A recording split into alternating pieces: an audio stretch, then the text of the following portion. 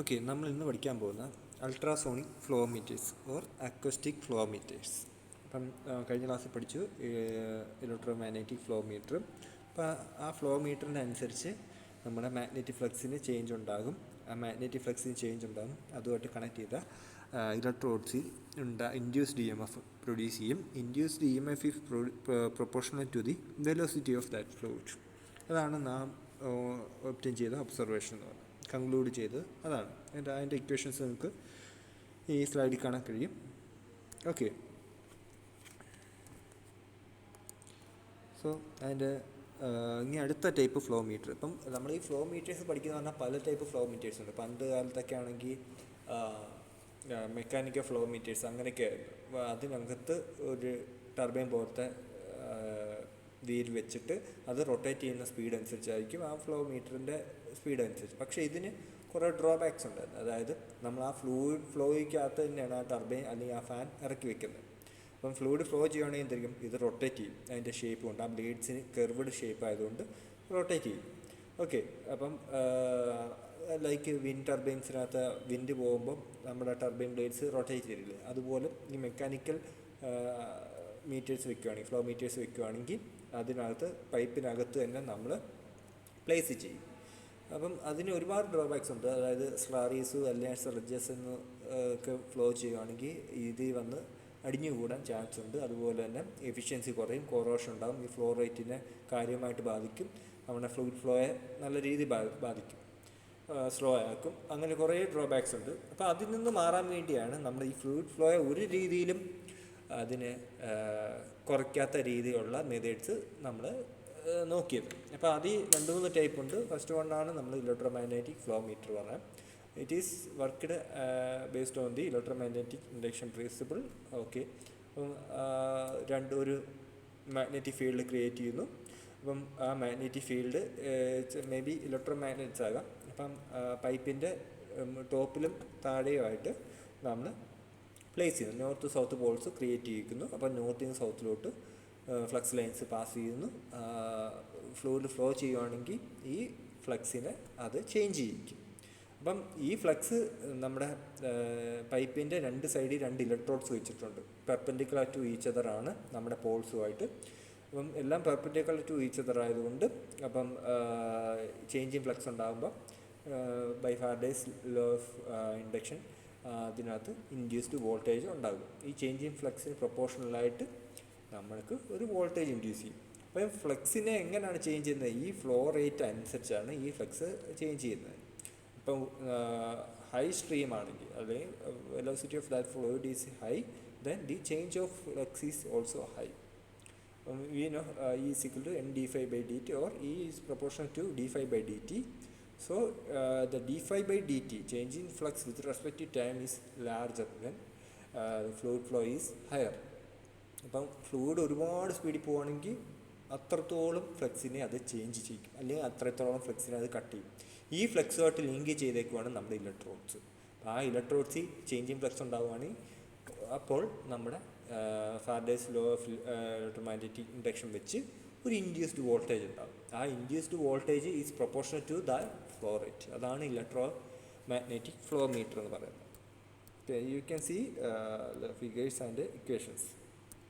So ഇനി നമ്മൾ പഠിക്കാൻ പോകുന്ന അൾട്രാസോണിക് ഫ്ലോ മീറ്റർ.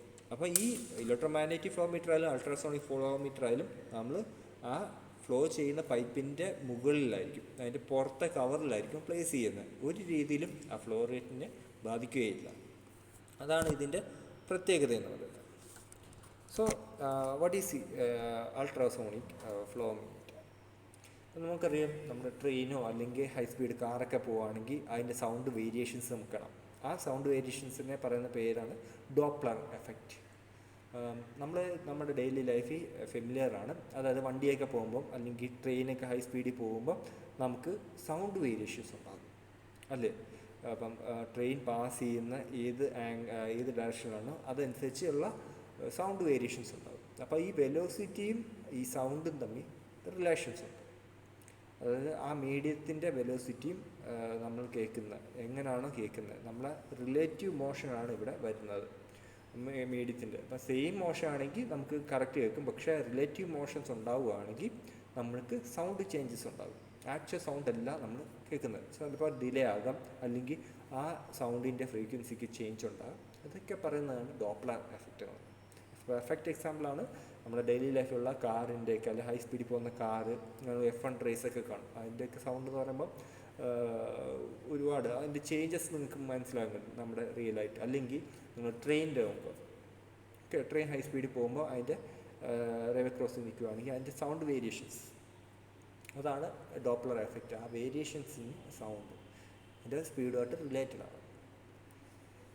ഓക്കെ, അപ്പോൾ അത് വെച്ച് ബേസ് ചെയ്ത് വർക്ക് ചെയ്യുന്നതാണ് നമ്മുടെ അൾട്രാസോണിക് ഫ്ലോ മീറ്റേഴ്സ്. അതിൽ തന്നെ അക്വസ്റ്റിക് ഫ്ലോ മീറ്റർ ഉണ്ട്, അതുപോലെ തന്നെ നമ്മുടെ ഡോപ്ലർ ഷിഫ്റ്റ് ഫ്ലോ മീറ്റേഴ്സ് ഉണ്ട്. ഇതിനകത്ത് ഫ്രീക്വൻസി ഷിഫ്റ്റ് ആവുകയാണ് Doppler shift flow meters. Okay, നമുക്ക് എളുപ്പമാണ് സംഭവം. അതായത് നമ്മുടെ ഈ ഒരു അൾട്രാസോണിക് ഫ്ലോ മീറ്ററിൻ്റെ അക്വസ്റ്റിക് ഫ്ലോ മീറ്ററിനകത്ത് ഒരു പൈപ്പുണ്ട്. അതിന് മുകളിലായിട്ട് നമ്മൾ 2 sets of receiver and transmitter വയ്ക്കും. ഈ ട്രാൻസ്മിറ്റർ എന്താണ് ചെയ്യുക? അൾട്രാസോണിക് വേവ്സ് പ്രൊഡ്യൂസ് ചെയ്ത് അതിനകത്തോട്ട് വിടും. റിസീവർ അത് റിസീവ് ചെയ്യും.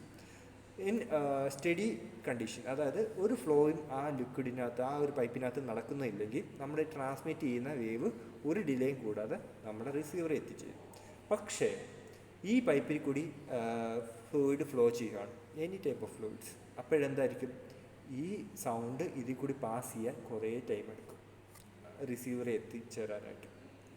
അപ്പം നമ്മൾ ഈ ട്രാൻസ്മിറ്റ് ചെയ്യുന്നത് in the direction of stream ആണെങ്കിൽ പെട്ടെന്ന് എത്തിച്ചേരും. Opposite to the direction of stream ആണെങ്കിൽ കുറച്ച് ഡിലേ ആകും. ഓക്കെ, നമ്മൾ അതുകൊണ്ടാണ് 2 സെറ്റ് ഓഫ് വയ്ക്കുന്നത്. അങ്ങോട്ടും ഇങ്ങോട്ടും ട്രാൻസ്മിറ്റ് ചെയ്യുക, ഏത് ഡയറക്ഷനാണ് ഈ ഫ്ലൂയിഡ് ഫ്ലോ അറിയാൻ വേണ്ടിയാണ് നമ്മൾ ചെയ്യുന്നത്. അപ്പം ഇത്രയേ ഉള്ളൂ സിമ്പിളായിട്ട്. നമ്മൾ ഫ്ലൂയിഡ് ഫ്ലോ ചെയ്യുകയാണെങ്കിൽ ഈ സൗണ്ട് വേവ്സ് പോവുകയാണെങ്കിൽ എന്തൊക്കെയും സൗണ്ട് വേവ്സ്, അല്ലെങ്കിൽ അൾട്രാസോണിക് സൗണ്ട് വേവ്സ് നമ്മൾ ഇതിലോട്ട് ഈ ട്രാൻസ്മിറ്റർ വെച്ച് ഇഞ്ചെക്റ്റ് ചെയ്യും. അപ്പോൾ എന്തായിരിക്കും? ഇത് എന്തായിരിക്കും? ഈ ഫ്ലൂയിഡ് ഫ്ലോ ഉണ്ടാവുകയാണെങ്കിൽ ഇത് ഫ്ലൂയിഡ് ഫ്ലോയുടെ അതേ ഡയറക്ഷനാണെങ്കിൽ പെട്ടെന്ന് റിസീവറെ എത്തിച്ചേരും. അല്ലെങ്കിൽ opposite to the flow of fluid ആണെങ്കിൽ പതിയെ റിസീവറെ എത്തിച്ചേരുകയുള്ളൂ. അപ്പോൾ ഇതിന് ടൈം ഡിലേസ് ഉണ്ട്. ഈ ടൈമെല്ലാം വെച്ച് നമ്മൾ കാൽക്കുലേറ്റ് ചെയ്യും. ഇതിൻ്റെ ഈ ഫ്ലൂയിഡിൻ്റെ വോളിയം അല്ലെങ്കിൽ ഇതിൻ്റെ സ്പീഡൊക്കെ ഇത് വെച്ച് കാൽക്കുലേറ്റ് ചെയ്യും. ഇത്രേ ഉള്ളൂ നമ്മുടെ അൾട്രാസോണിക് ഫ്ലോ മീറ്റർ. അതായത് നമ്മുടെ അൾട്രാസോണിക് സൗണ്ട് അല്ലെങ്കിൽ ആ വേവ്സ് വെച്ച് നമ്മൾ ഈ ഫ്ലൂയിഡിൻ്റെ ഫ്ലോ മെഷർ ചെയ്യുക, അത് അതിൻ്റെ വെലോസിറ്റിയൊക്കെ മെഷർ ചെയ്യുകയാണ് വിത്തൗട്ട് ഇൻ്ററപ്റ്റിംഗ് ദാറ്റ് ഫ്ലോ റേറ്റ്. നമ്മൾ ഈ ഒരു സിസ്റ്റം വയ്ക്കുന്നതുകൊണ്ട് ഒരു രീതിയിലും ആ ഫ്ലോ റേറ്റിനെ തടസ്സപ്പെടുത്തുകയോ അല്ലെങ്കിൽ ഡിസ്റ്റർബൻസോ ഉണ്ടാക്കുകയോ ഒന്നും ചെയ്യുകയില്ല. അത് സാധാരണ ഒഴുകുന്ന പോലെ ഒഴുകിക്കോളും, പക്ഷെ നമ്മൾ അതിൻ്റെ റേറ്റ് മെഷർ ചെയ്യും. അതാണ് അൾട്രാസോണിക് ഫ്ലോ മീറ്റർ. പിന്നെ ഡോപ്ലർ എഫക്റ്റ്. അപ്പം ഡോപ്ലർ എഫക്റ്റ് എന്ന് പറയുമ്പോൾ നമ്മുടെ ഇപ്പം ഈ ഫ്ലൂയിഡ് അല്ലെങ്കിൽ ഈ സ്ലഡ്ജ്, അപ്പം ഓയിൽസ്, എന്ത് വേണമെങ്കിൽ ഫ്ലൂയിഡ് ആകും. ഇപ്പോൾ ഇൻഡസ്ട്രിയിലായാൽ തന്നെ ഓയിൽസ് പോകാം, ബിയർസ് ആവാം, അല്ലെങ്കിൽ ബ്യൂറേജസ് ആകാം, എന്ത് ടൈപ്പ് വേണമെങ്കിൽ ആകാം. അതിനകത്ത് നമ്മൾ എന്താ ചെയ്യുന്നത്? ഈ ഡോപ്ലർ ഷിഫ്റ്റ് ഫ്ലോ മീറ്റർ ആണെങ്കിൽ എന്തായിരിക്കും? അതിനകത്ത് ട്രാൻസ്മിറ്ററുണ്ട്, റിസീവറുണ്ട്. ഇപ്പം ട്രാൻസ്മിറ്ററിൽ നിന്നൊരു വേവ് ട്രാൻസ്മിറ്റ് ചെയ്യും, എന്നിട്ട് ഈ ബബിൾസോ അല്ലെങ്കിൽ ഈ സോളിഡ് മെറ്റൽസിൽ തട്ടി അത് തിരിച്ചു വരും. തിരിച്ച് നമ്മുടെ റിസീവറിൽ വരും. അപ്പം ഈ തിരിച്ച് തട്ടി വരുന്നതിൻ്റെ ഫേസ് അല്ലെങ്കിൽ അതിൻ്റെ ഫ്രീക്വൻസി എന്ന് പറഞ്ഞാൽ നമ്മൾ ട്രാൻസ്മിറ്റ് ചെയ്തതിൻ്റെ ഫ്രീക്വൻസിയായിട്ട് ഡിഫറെൻ്റ് ആയിരിക്കും. അപ്പോൾ ആ changing frequency proportional to the velocity of ഫ്ലൂയിഡാണ്. അതായത് ഫ്ലൂയിഡിൻ്റെ വെലോസിറ്റി ഒരുപാട് കൂടുതലാണെങ്കിൽ ഫ്രീക്വൻസി ഒരുപാട് വേരി ചെയ്യും. അത്രേ ഉള്ളൂ. അതാണ് ആ ഒരു പ്രിൻസിപ്പിൾ വെച്ച് വർക്ക് ചെയ്യുന്നതാണ് നമ്മുടെ Doppler shift flow meters. Okay, നിങ്ങൾക്ക് കാണാൻ കഴിയും നമ്മുടെ ഈ സ്ലൈഡിനകത്ത്. അതിനകത്താണെങ്കിൽ transmit time ultrasonic flow meter first one. So okay, transmit time flow meter. അപ്പോൾ ഇതിനകത്ത് നിങ്ങൾക്ക് കാണാൻ കഴിയും റിസീവർ, 2 സൈഡ് റിസീവറുണ്ട്, ട്രാൻസ്മിറ്ററുണ്ട്. ഓക്കെ, അപ്പം നമ്മുടെ ഫ്ലോ അങ്ങോട്ടും ഉണ്ട് ഇങ്ങോട്ടുമാണ് നമ്മൾ നമ്മുടെ അൾട്രാസോണിക് വേവ്സ് ട്രാൻസ്മിറ്റ് ചെയ്യുന്നത്. It is placed in an angle of θ degree ചരിച്ച് വെച്ചായിരിക്കും ഈ ട്രാൻസ്മിറ്റർ വെച്ചേക്കുന്നത്. കാരണം ആ ഫ്ലോയെ ഒരു കറക്റ്റ് പെർപെൻഡിക്കുലർ അല്ല വെച്ചേക്കുന്നത്, ഒരു ആംഗിളിലായിരിക്കും നമ്മൾ പ്ലേസ് ചെയ്തേക്കുന്നത്. ഒരു ആംഗിളിൽ വേവ്സ് ട്രാൻസ്മിറ്റ് ചെയ്യാനായിരിക്കും. കാരണം ഈ ഫ്ലോയെ നമുക്ക് മെഷർ ചെയ്യണം, അങ്ങോട്ടാണോ ഇങ്ങോട്ടാണോ എന്ന് നമുക്ക് മെഷർ ചെയ്യണം. അതിന് വേണ്ടിയാണ് ചരിച്ച് വെച്ചേക്കുന്നത്. അപ്പം നമ്മൾ ട്രാൻസ്മിറ്ററിൽ നിന്ന് നമ്മുടെ വേവ്സ് ട്രാൻസ്മിറ്റ് ചെയ്യും. അപ്പം ഈ ഫ്ലൂയിഡിൻ്റെ ഫ്ലോ റേറ്റ് അനുസരിച്ചായിരിക്കും നമ്മുടെ ഈ റിസീവറിൽ ആ വേവ്സ് എത്തിച്ചേരുക. ആ ടൈം എല്ലാം നമ്മൾ നോട്ട് ചെയ്യും.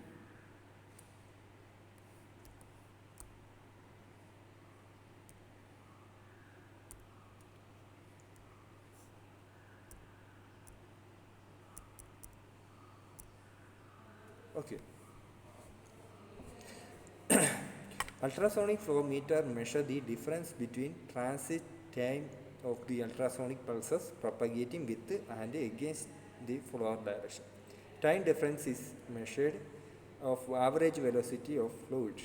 അപ്പം ഈ ടൈം ഡിഫറൻസ് ഞാൻ പറഞ്ഞല്ലോ, ആ ഫ്ലൂയിഡ് ഫ്ലോയുടെ അനുസരിച്ചായിരിക്കും നമ്മുടെ ഈ വേവ്സ് റിസീവറിൽ എത്തിച്ചേരുക. അപ്പോൾ ഹൈ സ്ട്രീമിൽ അല്ല ഹൈ വെലോസിറ്റി പോകുന്ന ഫ്ലൂയിഡ് ആണെങ്കിൽ അത്രത്തോളം ഡിലേ ഉണ്ടാകും നമ്മുടെ ആ ഒരു റിസീവറിൽ എത്തിച്ചേരാനായിട്ട്. അപ്പം നിങ്ങൾ വിചാരിക്കുക, അതായത് നമ്മൾ ചരിച്ചാണ് ഈ ട്രാൻസ്മിറ്ററും റിസീവറും വെച്ചേക്കുന്നത് ഒരു പൈപ്പിനകത്ത്. ഇപ്പോൾ സപ്പോസ് ഇതാണ് പൈപ്പെങ്കിൽ ഇവിടെ ഞാനൊരു ട്രാൻസ്മിറ്റർ വയ്ക്കുക. ഓക്കെ, ഇത് ഒരു ചരിച്ചാണ് വെച്ചേക്കുന്നത്. ഇത് ഡയറക്റ്റ് ചെയ്യുന്ന ഇങ്ങോട്ടായിരിക്കും. ഇവിടെയാണ് ഞാൻ റിസീവർ വെച്ചേക്കുന്നത്. ഇത് റിസീവ് ചെയ്യും. ഓക്കെ, ഇത് ട്രാൻസ്മിറ്റ് ചെയ്യുമ്പം നമ്മുടെ ഫ്ലൂയിഡ് ഫ്ലോ ഇങ്ങനെയാണെങ്കിൽ എന്തായിരിക്കും, നമ്മുടെ ഈ വേവ്സിൻ്റെ ഓപ്പോസിറ്റ് ഡയറക്ഷൻ, ഓൾമോസ്റ്റ് ഓപ്പോസിറ്റ് ഡയറക്ഷനാണ് നമ്മുടെ വേവ് ഫ്ലൂയിഡ് ഫ്ലോ. അതുകൊണ്ട് ഇത് ഡിലേ ആയിട്ടേ ഇവിടെ എത്തിച്ചേരുകയുള്ളൂ. അപ്പോൾ ഇത് high stream high velocity flow ചെയ്യുകയാണെങ്കിൽ അത്രത്തോളം ഡിലേ ഉണ്ടാകും ഇവിടെ എത്തിച്ചേരാനായിട്ട്. പക്ഷേ ഇവിടെ നോക്കുകയാണെങ്കിൽ എന്തായിരിക്കും, നമ്മൾ അറ്റ് എ ടൈം ഇവിടുന്ന് ട്രാൻസ്മിറ്റ് ചെയ്യുകയാണ് വേവ്സ്. അപ്പോൾ എന്തായിരിക്കും, ഇത് എത്തിച്ചേരാനായിട്ട് നമുക്ക് വിത്തിൻ നോ ടൈം എളുപ്പത്തിൽ എത്തിച്ചേരും. ഓക്കെ, ഇനി സ്റ്റഡി സ്റ്റേറ്റ് കണ്ടീഷൻ. ഇത് ഫ്ലൂയിഡ് ഒന്നും ഫ്ലോ ചെയ്യുന്നില്ല. അപ്പം ഈ രണ്ട് ടൈമും സെയിം ആയിരിക്കും. അപ്പം നിങ്ങൾക്ക് ഐഡിയ കിട്ടിയെന്ന് വിചാരിക്കുന്നു. സ്റ്റഡി, അതായത് ഫ്ലൂയിഡ് ഫ്ലോ ഇല്ലാത്ത സമയത്ത് എന്താ, ഇവിടുന്ന് ഇവിടെ എത്താനും ഇവിടുന്ന് എത്താനുമുള്ള ടൈം എന്ന് പറഞ്ഞാൽ സെയിം ആയിരിക്കും. പക്ഷേ ഏതെങ്കിലും ഒരു ഡയറക്ഷനിൽ ഫ്ലൂയിഡ് ഫ്ലോ ചെയ്യുവാണെങ്കിൽ ഈ ടൈംസ് തമ്മിൽ ഡിഫറൻസ് ഉണ്ടാകും. ഇവിടുത്തെയും ടൈംസ് തമ്മിൽ ഡിഫറൻസ് ഉണ്ടാകും. ഇതാണ് ബേസിക് ആയിട്ടുള്ള principle.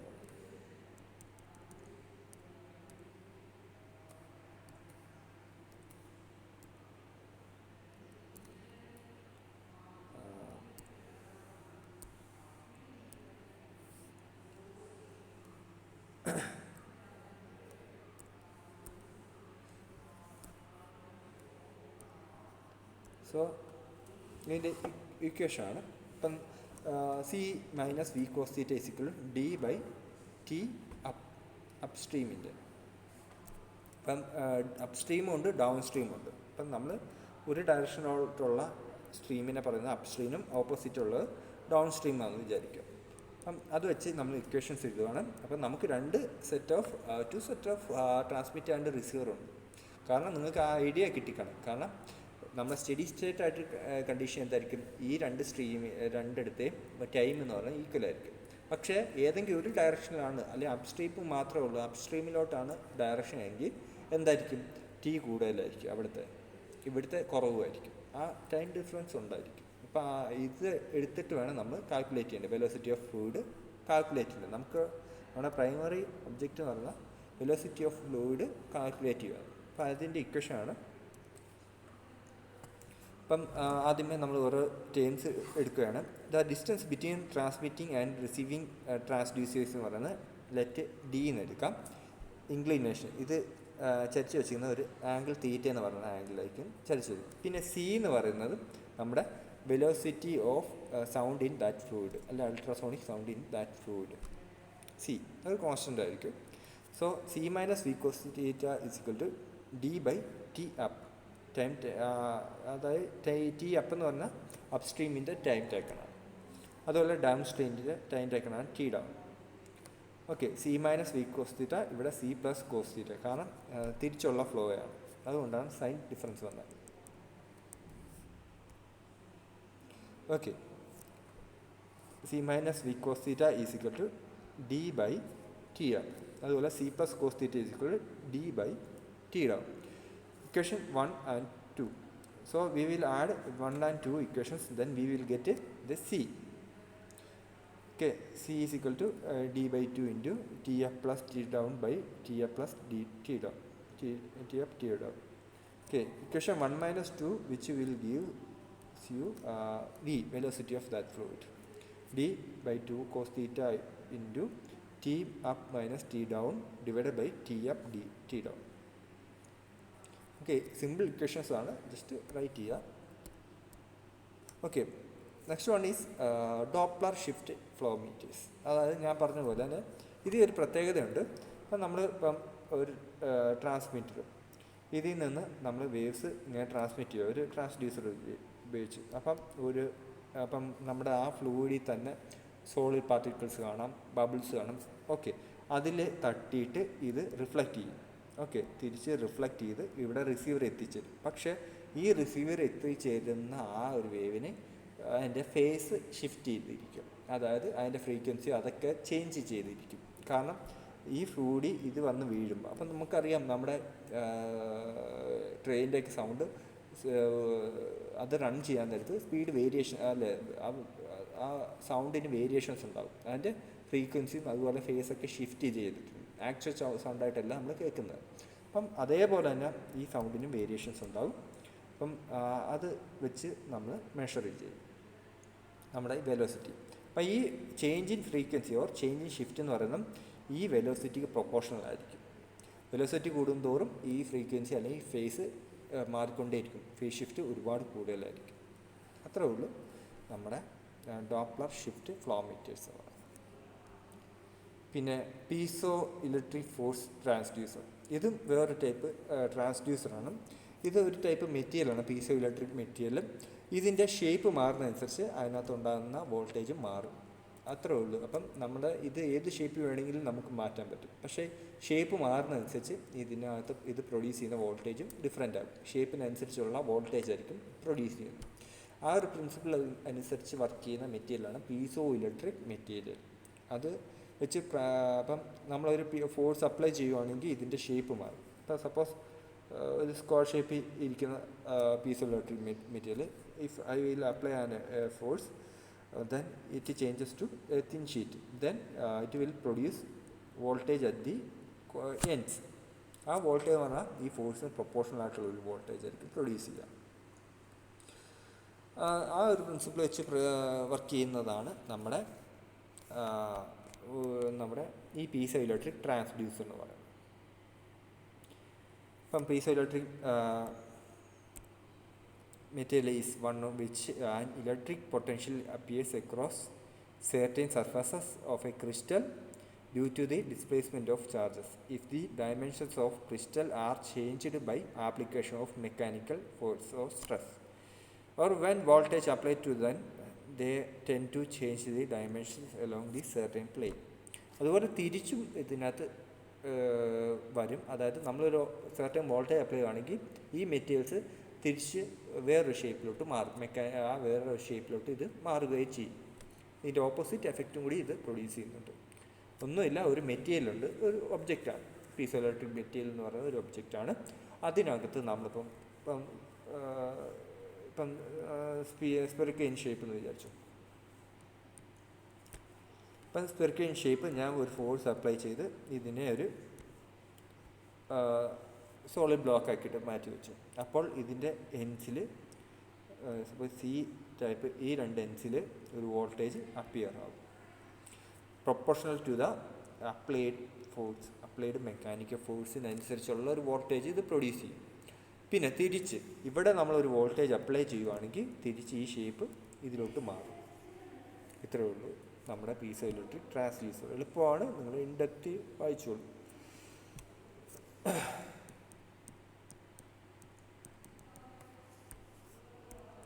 So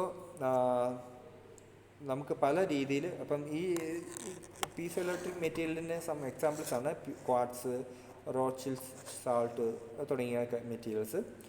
so mechanical force deformations എന്ന് പറയുമ്പോൾ പല ടൈപ്പ് ഉണ്ട്. തിക്നെസ് എക്സ്പാൻഷൻ, അതിൻ്റെ തിക്നെസ് എക്സ്പാൻഷൻ ഉണ്ടാകും. ട്രാൻസ്വേഴ്സ് എക്സ്പാൻഷൻസ് ഉണ്ടാകാം. പിന്നെ തിക്നെസ് ഷിയർ ഉണ്ടാകും, ഫ്രീ ഷിയർ, ഫേസ് ഷിയർ ഉണ്ടാകും, അതായത് ഫേസിന് ട്രാൻസ്ഫോർമേഷൻസ് ഉണ്ടാകും. അതായത് ഇതിൻ്റെ ഷേപ്പിന് ചേഞ്ച് ഉണ്ടാവുകയാണ്. ഷേപ്പിന് ചേഞ്ച് ഉണ്ടാകുമ്പോൾ അതിന് നിങ്ങൾക്ക് കാണാൻ കഴിയും രണ്ട് ടെർമിനൽസിൽ വോൾട്ടേജ് പ്രൊഡ്യൂസ് ചെയ്യും. Okay, E is equal to Q by C. അതായത് ആ ചാർജസ് ക്യൂ എന്ന് പറഞ്ഞാൽ ചാർജസ് ആണ്, ക്യൂ ബൈ സി. അതാണ് നമ്മുടെ equation. E is equal to induced voltage is equal to Q by C.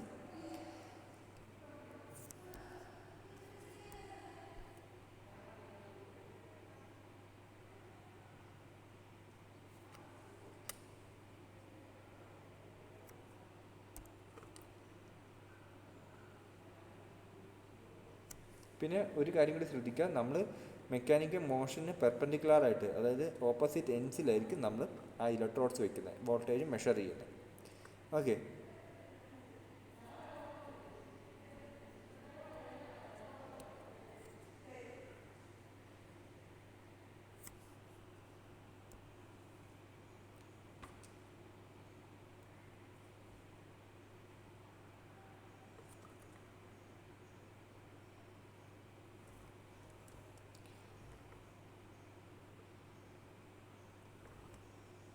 ഇപ്പം നമുക്ക് വോൾട്ടേജ് എന്ന് പറയുന്നത് E is equal to Q by capacitance of that material. Q എന്ന് പറഞ്ഞാൽ ചാർജാണ്, സി എന്ന് പറഞ്ഞാൽ കപ്പാസിറ്റൻസ് ആണ്. അപ്പോൾ Q is equal to D F, charge in coulombs, ചാർജിൻ്റെ യൂണിറ്റ് കൂളംബാണ്. അപ്പം ഡി എന്ന് പറഞ്ഞാൽ charge sensitivity of that material into force applied. Okay, you can see Q is equal to D F, D F. Okay, D എന്ന് പറയുന്നത് നമ്മുടെ charge sensitivity, F എന്ന് പറഞ്ഞാൽ ഫോഴ്സ്, അപ്ലൈഡ് ഫോഴ്സ് ആണ്, മെക്കാനിക്കൽ ഫോഴ്സ് ആണ്. Okay, അത്രയും charges നമ്മൾക്ക് ഇവിടെ ക്രിയേറ്റ് ചെയ്യും. അപ്പം ഈ ഒരു ഇക്വേഷനിൽ നിന്ന് നിങ്ങൾക്ക് കാണാൻ കഴിയും മെക്കാനിക്കൽ ഫോഴ്സുമായിട്ട് ഡയറക്റ്റ്ലി പ്രൊപ്പോർഷണൽസ് ആണ് നമ്മുടെ ചാർജ് പ്രൊഡ്യൂസ് ചെയ്യുന്നത്. ഓക്കെ, അതേപോലെ തന്നെ സി എന്ന് പറഞ്ഞാൽ എന്താ, നമ്മുടെ ഇക്വേഷൻ അറിയാം, capacitance epsilon 0 A by D. അപ്പോൾ എപ്സിലോൺ 0 നമുക്ക് എന്തറിയാം, epsilon A by D, epsilon is equal to epsilon 0 epsilon R, അതായത് relative permittivity into permittivity free space into area of that material divide by thickness of that material. അപ്പം നമുക്ക് ഈ equation ഇങ്ങനെ ഒരു ഫോമിൽ കിട്ടും. അപ്പം ഫോഴ്സ് ബൈ ഏരിയ എന്ന് പറഞ്ഞാൽ പ്രഷറാണ്, ഫോഴ്സ് ബൈ ഏരിയ. അപ്പം substituting force by area is equal to pressure in here, so will get force by area is equal to pressure or stress. Okay, then നമ്മൾ ജി എന്ന് പറയുന്നത് constant എടുക്കുന്നു. G is equal to D by epsilon 0 epsilon R is the volume sensitivity of material. അപ്പം G into T P, E0 is equal to G into Tp. G is equal to E0 by Tp എന്ന് എഴുതാം. E0 by T into T എന്ന് എഴുതാം. E0 by T എന്ന് പറഞ്ഞാൽ അതായത് voltage by thickness എന്ന് പറയുമ്പോൾ ഇലക്ട്രിക് ഫീൽഡ് സ്ട്രെങ്ത് ആണ്. ഓക്കെ,